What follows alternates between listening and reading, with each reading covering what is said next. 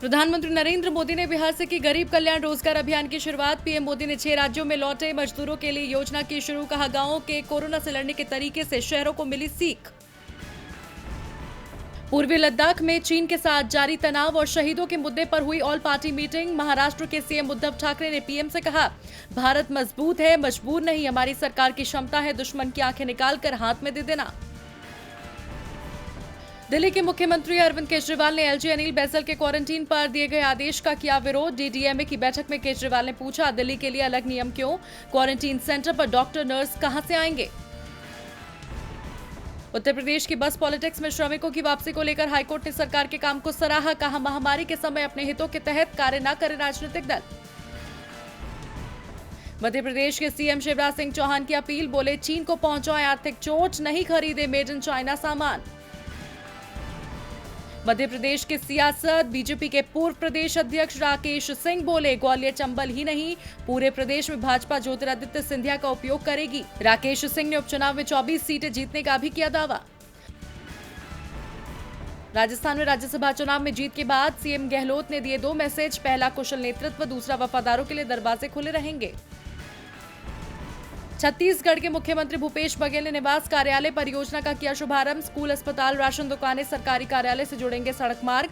200 करोड़ की लागत से होंगे 1116 कार्य। दिल्ली में बनेगा नवा छत्तीसगढ़ सदन। देश में संक्रमितों की संख्या 3,95,000 के पार। 24 घंटे में 14,516 नए मामले आए सामने।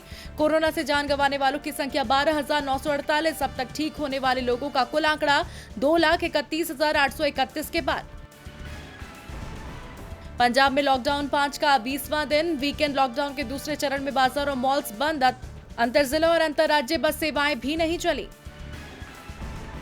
राजस्थान के सीएम अशोक गहलोत का बड़ा ऐलान। कहा, कोरोना टेस्ट के लिए निजी अस्पताल नहीं ले पाएंगे 2200 से ज्यादा।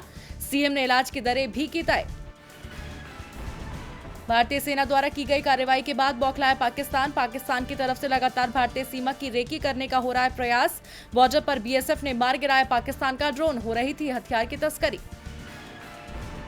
दुनिया में संक्रमितों का आंकड़ा 87,66,000 के पार। कोरोना से अब तक 4,62,000 लोगों की मौत। महामारी से 46,27,000 लोगों को किया गया ठीक।